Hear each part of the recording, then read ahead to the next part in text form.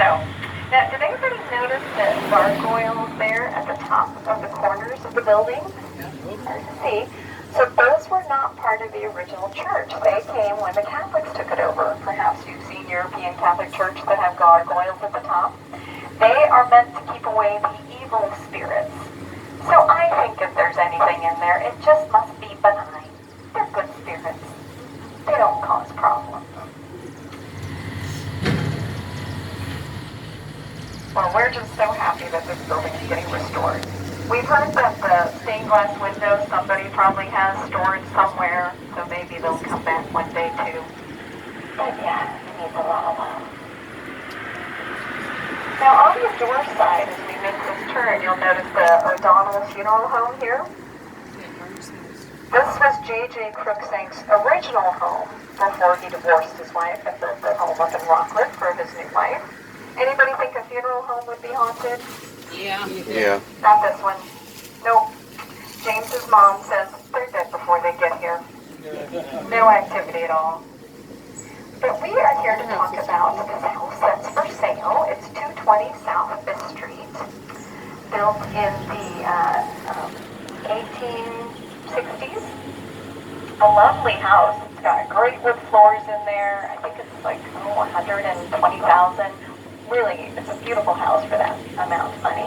Yes, it needs a little work, and it is haunted. At least we've heard it is. Especially by the woman who owned it previously. Her name is Stacy Roach, and she's a friend of ours, and she said, oh yeah, she's experienced lots of activity in there. Now, back in 1863, it was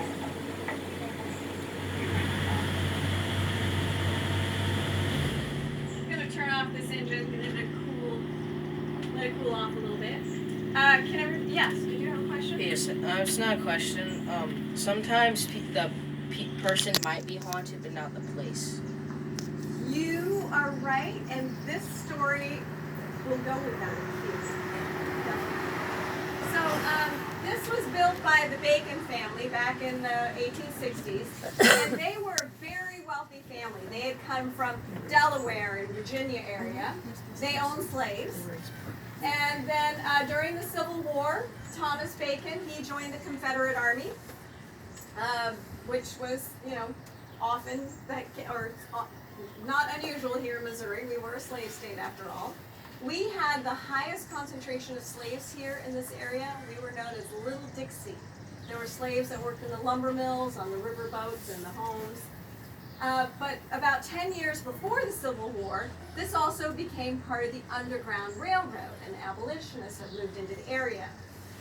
People wanting to escape slavery, while they could hide out in some of those caves and be snuck across the river to the free state of Illinois. Didn't mean that they were out of trouble, of course, but it was maybe one step to freedom. So after the Civil War, though, all was forgiven. People like Thomas Bacon came back home. He was a lawyer, a judge, and even wrote a book, and he was a historian, about Hannibal, marking its beginnings from 1819 all the way up to 1900, and then he died a couple years later. Well, this story does jump around a little bit, so just bear with me.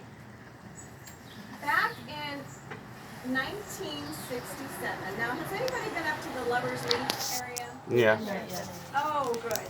It's a beautiful view. Now, if you had wanted that view before 1967, you would have had to have hiked up there. But it was in 1967 that they started widening that road, 79, that went out to the cave, and they blasted through the hillside. So when they did that, they opened up these cave passageways. By the way, we just don't want anybody recording us. No. I don't want to see myself on YouTube. Anyway, so they blasted open the limestone bluffs there. When they did, they opened up all these new cave passageways. So Hannibal sits on this whole labyrinth of limestone caves. You've got the Mark Twain Cave and the Cameron Cave. Those are the only ones the public can go into. And then there's Murphy's Cave, which is right across from the Lover's Leap area that kids used to explore all the time. There's caves under Cardiff Hill, which is where the lighthouse is.